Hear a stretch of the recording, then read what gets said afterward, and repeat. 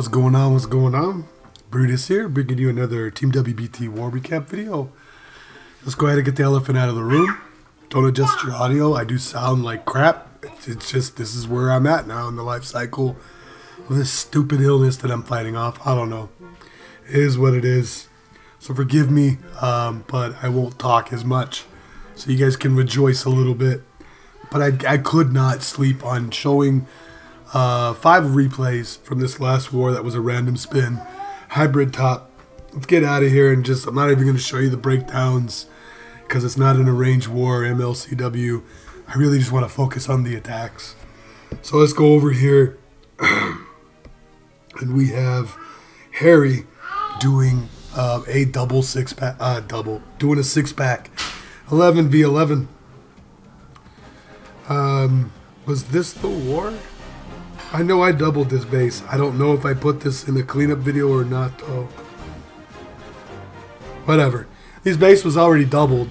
Actually, you know what? I don't even know for sure, so I'm not even going to say.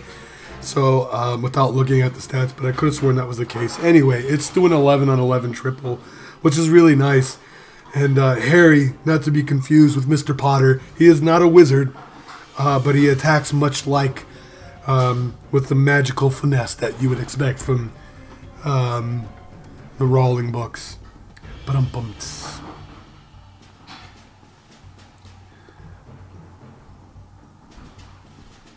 Bowlers on the kill squad push, and then Lalo the back end with the clone for haste.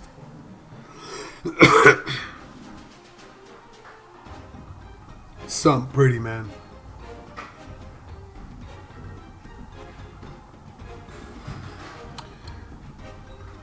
I mean, the base really allowed for this. Clone spell in the middle. Ton of loons, healthy loons too.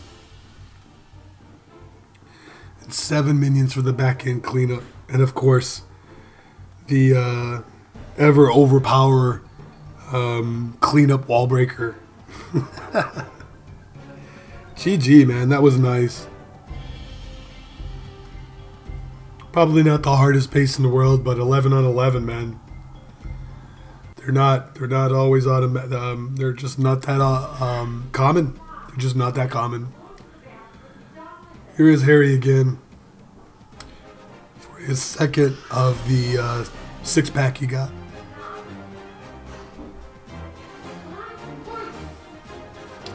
Looks like Kalani's getting scolded.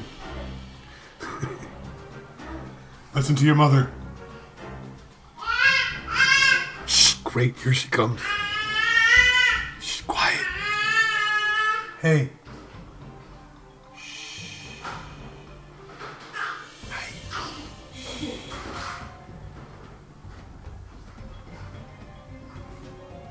Kind of a similar army. Bowlers on the kill squad. Non-air warden. Gets invest the warden for the push. And then uses a clone for haste.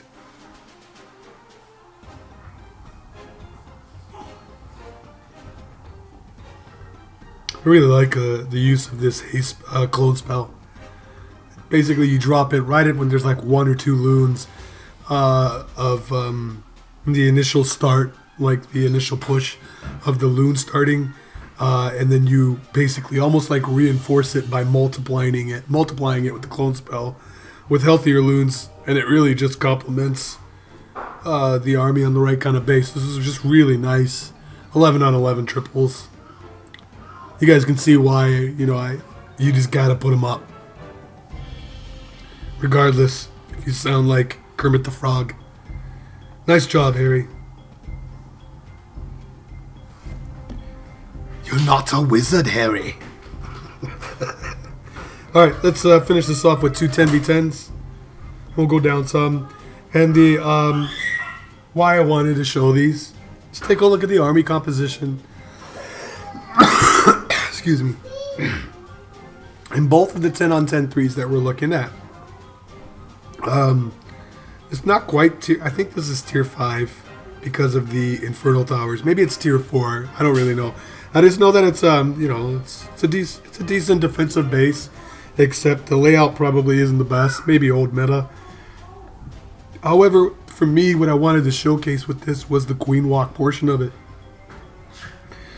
And you'll see in the other raid that it's by a different attacker. There's a lot of experimenting going on with combining the queen walk with the bitch attack or bowler witch. I myself have been playing with it. I see value in it. You might see more if you go to ×2. You might, if anything was wasted, I think it's this skeleton spell right here. Didn't really get anything for it. Didn't really distract too many. Excuse me. But it didn't matter. You might see an attack strategy come out sooner or later with me trying to explain when you want to try to incorporate the walk with the bitch attack and when it works, when it doesn't.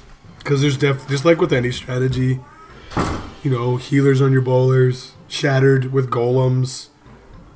In this case, combining a walk with it. There's pros and cons to everything depending on what the base gives you. And I really like this one.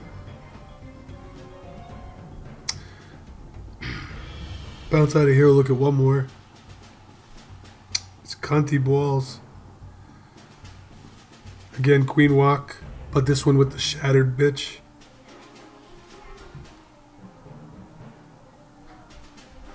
For the sake of time, I'll just go to ×2.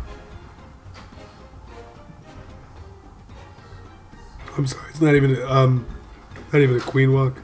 Just adding healers. We'll slow it down some. Adding healers to this with the shattered, and he goes heavier on the healers on the queen side.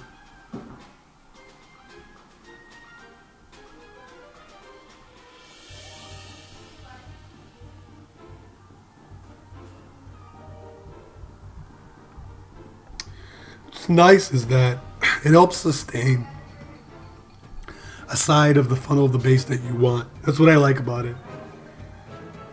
The other part is that by keeping the queen to the side like that, you don't have to worry about her being nerfed in a way. What I mean by that is her stuck on the hound and stopping while the rest of your army keep going. And the hound separates the witches from the bowlers as well. It's an interesting attack.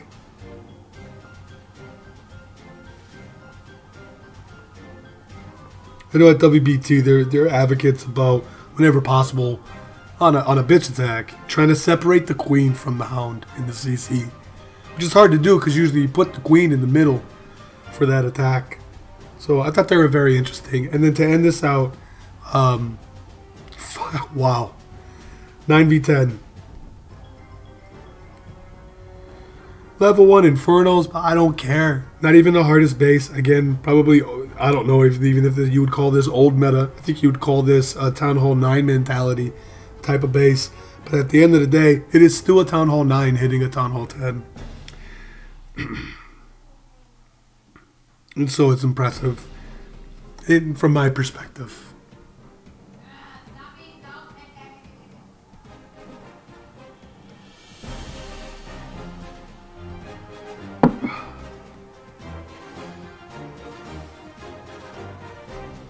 So while we're watching this, I'm not trying to get a pity party with how I'm sick. I do want to tell you guys a funny story that happened last night while I was ending my night out with a nightcap. I'm sure you guys have been there. Listen to this. And if you make fun of me, I don't care. So I'm trying to pour myself a drink. Have myself some spirit or libation. I like mixed drinks. Not so much a beer guy. I do like beer, don't get me wrong, but I when I'm relaxing for a night, I usually go for a mixed drink. So I'm pouring myself a mixed drink. I'm the type of guy that likes to use the Coke or the mixer to stir that mixed drink as you pour it, right? So you start with the liquor, whatever it is, and then you pour the mixers, Coke, whatever, and that kind of mixes it as you pour it. Still really freaking sexy attack in the background. So here I am. I make myself the drink for the night. I'm looking forward to it. I pour the liquor.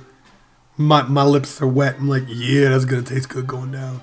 Especially with this throat and all that crap, right? I go to grab the Coke. It's got a little bit left, and that's cool. That's fine. So I just dump it off right in there. So we're talking maybe a quarter cup of Coke is in there. Like just splash. I go to the cupboard to look for a brand new, 2 liter.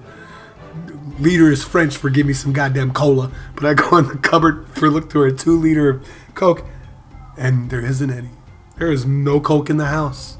So here I am with about a crap ton of liquor and a splash of cola for color.